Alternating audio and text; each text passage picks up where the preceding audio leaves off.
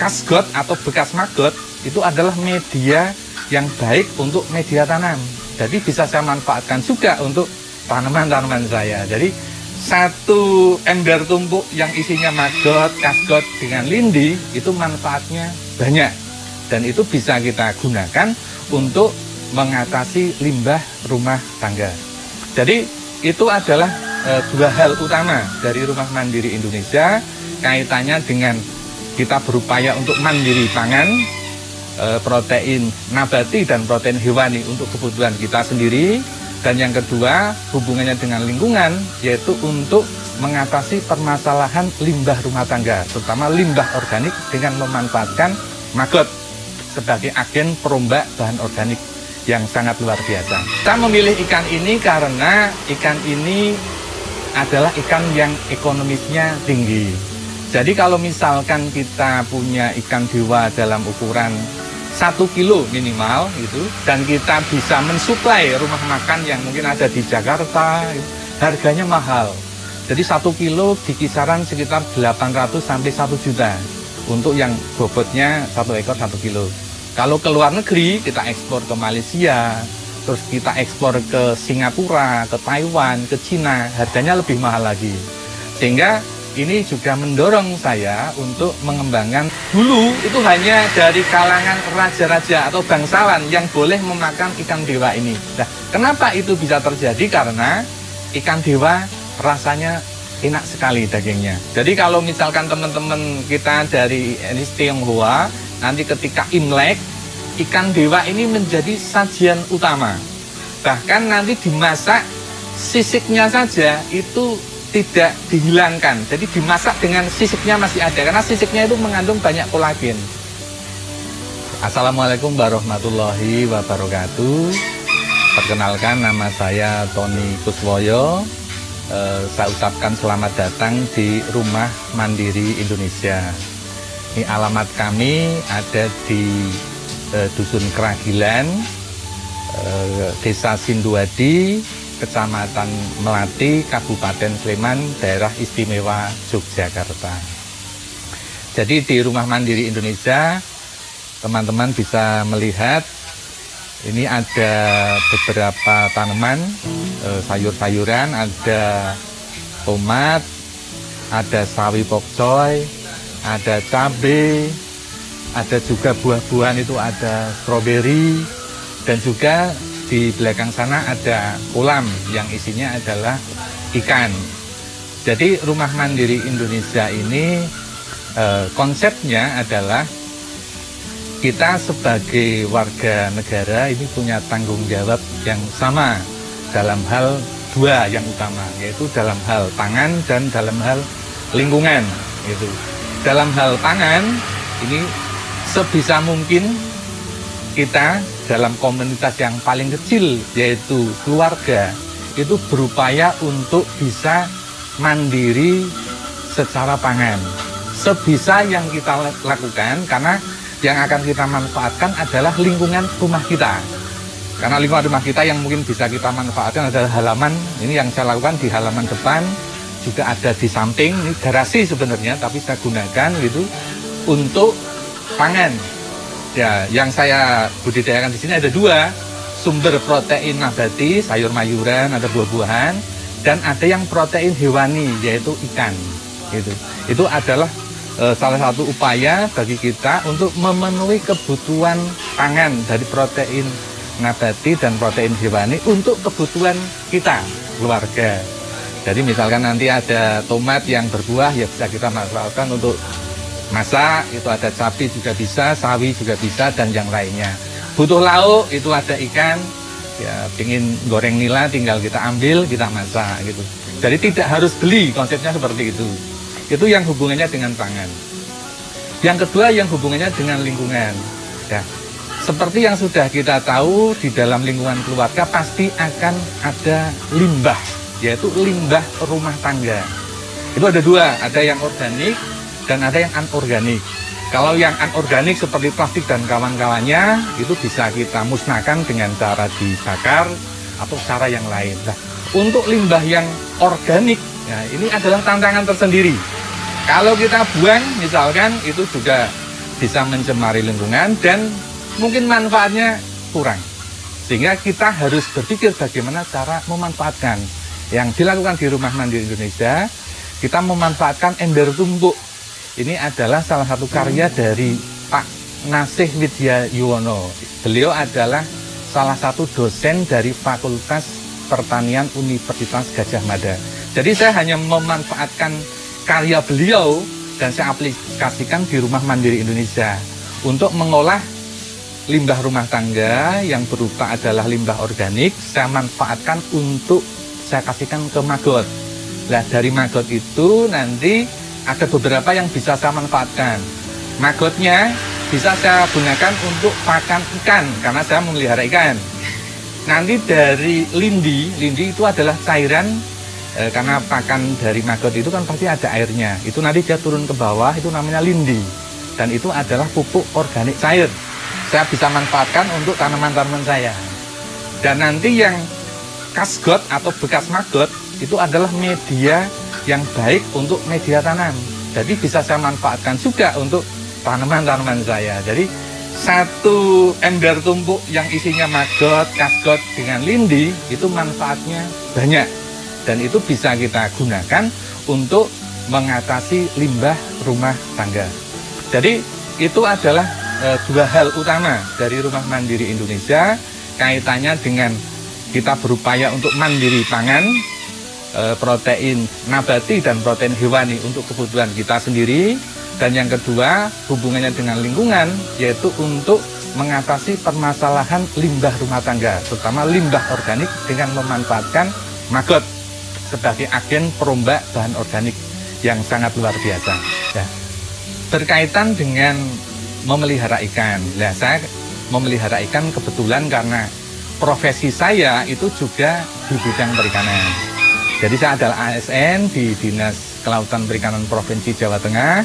Saat ini bertugas di Lokang Rajek, Kabupaten Magelang. Jadi saya memelihara ikan gitu.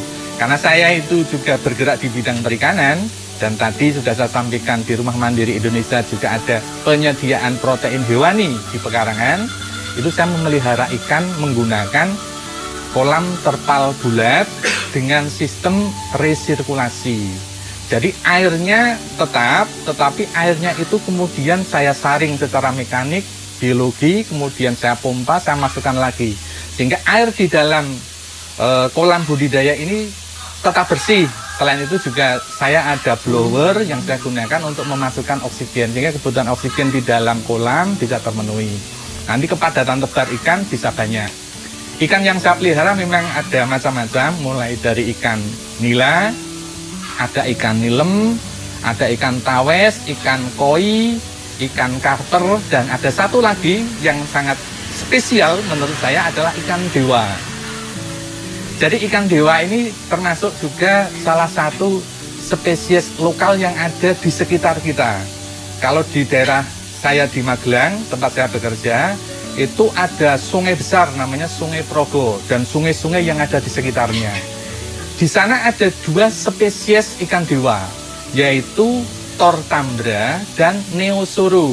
Kalau Neosoro itu orang sini mungkin menyebutnya mangur atau lempon atau yang lainnya gitu. Nah, kalau yang Tortambra biasanya nyebutnya tambra atau tumbro, atau ada yang sebutnya wader kali atau wader balap, ya macam-macam sebutannya. Tapi intinya dia adalah ikan dewa dari genusnya Thor atau dari genus yang Neo yang ada di tempat kita. Itu. Ya, saya memilih ikan ini karena ikan ini adalah ikan yang ekonomisnya tinggi. Jadi kalau misalkan kita punya ikan dewa dalam ukuran 1 kilo minimal gitu, dan kita bisa mensuplai rumah makan yang mungkin ada di Jakarta, harganya mahal. Jadi 1 kilo di kisaran sekitar 800 sampai 1 juta untuk yang bobotnya 1 ekor 1 kilo. Kalau ke luar negeri kita ekspor ke Malaysia, terus kita ekspor ke Singapura, ke Taiwan, ke Cina, harganya lebih mahal lagi. Sehingga ini juga mendorong saya untuk mengembangkan ikan dewa.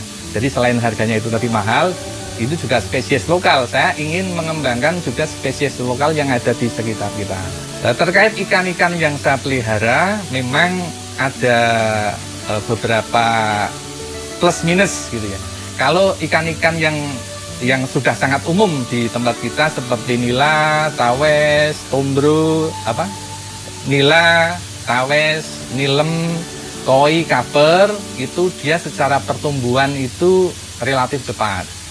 Jadi untuk panen mungkin dia butuh sekitar 5 bulan, 6 bulan, 7 bulan itu sudah bisa mencapai ukuran konsumsi gitu. Dan untuk ukuran konsumsi biasanya sekilo isi 3, sekilo isi 4, sekilo isi 5 sudah bisa diterima. Tapi kalau ikan dewa agak berbeda. Ikan dewa ini kalau dimasukkan ke restoran mintanya 1 kilo up atau paling kecil 800 gram. Dan untuk mencapai ukuran itu minimal 1,5 tahun. Jadi bisa 1,5 sampai 2 tahun. Sehingga memang proses budidayanya agak lama, ini yang menjadi kendala. Nah, kenapa ini bisa terjadi? Karena selama ini ikan dewa ini benihnya dari dua sumber. Yang satu adalah hasil tangkapan alam, yang kedua sudah mulai ada yang membudidayakan dari domestikasi dari tangkapan yang ada di alam, dimasukkan ke lingkungan budidaya, kemudian dilakukan pemijahan, kemudian jadi benih, dan kemudian dibesarkan. Itu sudah ada yang melakukan. Hanya saja proses pemuliaan atau perbaikan secara genetik itu belum dilakukan. Nah, karena ini belum dilakukan, maka yaitu tadi, ketika kita mau memelihara ikan dewa, yang terjadi adalah butuh waktu yang cukup lama. Nanti kalau ikan ini sudah dimuliakan, sudah dipilih induk-induk yang punya karakter pertumbuhannya yang cepat, kita juga bisa melakukan persilangan atau crossing, belum tentu dengan spesies yang berbeda, misalkan tambra dengan neosoro belum tentu, tapi sesama neosoro misalkan, tapi neosoro yang asalnya dari Magelang, kita silang dengan neosoro yang asalnya dari lereng Lawu sana, lereng Sumbing, lereng Merapi, ya, dan di daerah lain, di daerah Sumatera atau di daerah Kalimantan. Kita silang yang sesama satu jenis, satu spesies, tetapi beda wilayah. Itu untuk memperkaya atau mempertahankan keanekaragaman genetik, sehingga kemungkinan untuk terjadi perkawinan sedara itu menjadi kecil. Nah, dari hasil seleksi, nanti kita pilih yang pertumbuhannya cepat, nanti kita bisa jadikan induk. Kalau induknya unggul, nanti anak-anaknya juga akan unggul. Jadi pertumbuhannya akan menjadi lebih cepat. Nah, itu yang belum dilakukan. Sehingga tantangan ke depan adalah untuk bagaimana pemuliaan dari ikan dewa. Tadi kita sama-sama lihat ada kolam terpal bulat, ya, dan sebenarnya kolamnya tidak dari terpal, itu dari HDPE. Gitu. Diameternya hanya 1 meter, kemudian saya sirkulasi. Tadi teman-teman bisa memperhatikan bahwa bahan-bahan yang saya gunakan adalah bahan-bahan yang ada di sekitar kita, bukan bahan-bahan yang mahal. Misalkan tadi ada ember bekas cat, kemudian untuk filternya tadi ada dari jaring nelayan. Yang mungkin saya harus membeli adalah yang filter biologi, tadi ada Kaltnes, pompa dengan blower. Jadi untuk secara prinsip dari kolam sirkulasi, pada intinya adalah air harus bisa berputar dari kolam, keluar ke filter, ke tampungan, kembali lagi ke kolam. Nah, keluar dari kolam, dia melalui 2 filter. Yang pertama adalah filter mekanik atau filter fisik. Nah, untuk menyaring kotoran-kotoran secara fisik, misalkan lumpur, kotoran dari ikan, dan lain sebagainya. Yang kedua adalah filter biologi. Filter biologi, tadi saya menggunakan ada Kaltnes yang ada di dalam ember, dan itu harus ditutup karena bakteri yang merombak amonia itu dia tidak suka cahaya. Bakteri nitrifikasi nitratasi tidak suka cahaya, sehingga kita tutup gitu.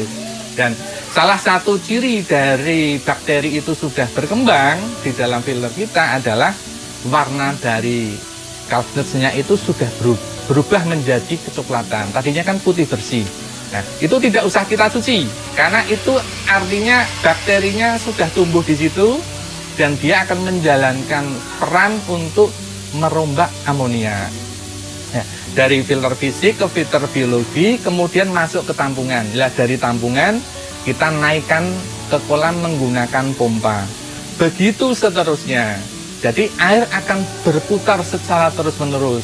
Kalau misalkan nanti terjadi penguapan, terus kemudian agak surut airnya, kita tinggal menambah air saja. Kalau sudah ada tanda-tanda, oh ini airnya sudah mulai keruh ini, simple. Filter fisiknya yang berupa jaring nelayan tadi, nah, kita ambil, kita cuci.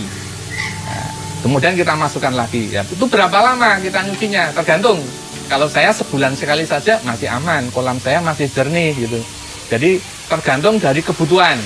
Pada intinya airnya harus bersih. Terus yang kedua ada sumber oksigen. Saya menggunakan blower. Jadi nanti dengan adanya blower, oksigen akan terpenuhi dan kepadatan ikan nanti bisa lebih banyak. Meskipun kolamnya kecil, hanya diameter 1 meter. Karena ini menyesuaikan tempat saya. Kalau tempat saya agak luas, saya bisa menggunakan 3 meter, tapi di sini tidak mungkin karena sempit, hanya di garasi begitu. Jadi saya juga tertarik untuk mulai membudidayakan lobster air tawar. Itu terinspirasi oleh teman saya. Itu namanya Mas Gema. Mungkin kalau teman-teman nanti di media sosial itu ada Gema Farm, ada lobster air tawar. Silakan nanti bisa di-add, bisa belajar tentang lobster air tawar ke Mas Gema gitu. Jadi lobster air tawar ini bisa saya gabungkan ke ikan-ikan saya, terutama yang ada di akuarium. Di akuarium ada ikan dewa, ada ikan nilem, juga ada tawes gitu. Dan dan lobster air tawar ini bisa saya masukkan di situ dan tidak saling mengganggu. Jadi lobsternya juga aman, ikan-ikannya juga aman. Nanti tinggal pakannya untuk yang lobster yang saya sesuaikan, karena lobster kan kebanyakan dia ada di bawah. Nanti dia juga butuh tempat untuk bersembunyi. Nah, beda dengan ikan kan pakannya terapung, sehingga nanti berbeda antara pakan ikan dengan pakan dari lobster air tawar. Tapi pada intinya, lobster air tawar dengan ikan-ikan saya itu tidak saling mengganggu. Jadi dia bisa hidup di dalam satu lingkungan di akuarium, masing-masing dia bisa hidup sendiri-sendiri gitu. Untuk ikan dewa sendiri, di tempat kita ini juga ada mitos-mitos. Termasuk yang ada di sekitar Kali Sempor yang ada di daerah Turi. Di sana satu kawasan sungai, jadi bentangan sungai itu sudah ada aturan dari warga masyarakat di sekitar sana bahwa tidak boleh menangkap ikan dewa. Di sana nyebutnya ikan mangur gitu, dengan cara apapun. Jadi nanti kalau ketahuan, nanti ada sanksinya. Itu adalah kearifan lokal dari masyarakat Turi untuk menjaga kelestarian ikan dewa. Di beberapa tempat yang lain itu ada mata air yang ikan dewa ada di situ, itu oleh masyarakat juga diyakini. Itu nanti kalau ngambil ikan itu dan dimakan itu kualat. Nah, jadi tidak boleh. Nah, dulu itu hanya dari kalangan raja-raja atau bangsawan yang boleh memakan ikan dewa ini. Nah, kenapa itu bisa terjadi? Karena ikan dewa rasanya enak sekali dagingnya. Jadi kalau misalkan teman-teman kita dari etnis Tionghoa, nanti ketika Imlek, ikan dewa ini menjadi sajian utama. Bahkan nanti dimasak, sisiknya saja itu tidak dihilangkan. Jadi dimasak dengan sisiknya masih ada, karena sisiknya itu mengandung banyak kolagen. Jadi kalau misalkan kita jual ikan dewa, kita ekspor dalam keadaan mati, kita mungkin untuk mensuplai ke restoran atau hotel yang ada di luar sana, itu kalau ada sisiknya lepas satu saja, itu harganya sudah turun. Jadi tidak boleh lepas sisiknya, karena nanti akan dimasak dengan sisiknya masih utuh. Nah, sisik itu mengandung kolagen. Di masyarakat lokal kita dulu, kalau kita misalkan ada gatal-gatal, nah itu dulu simbah-simbah kita menggunakan sisik ikan dewa itu untuk mengobati gatal.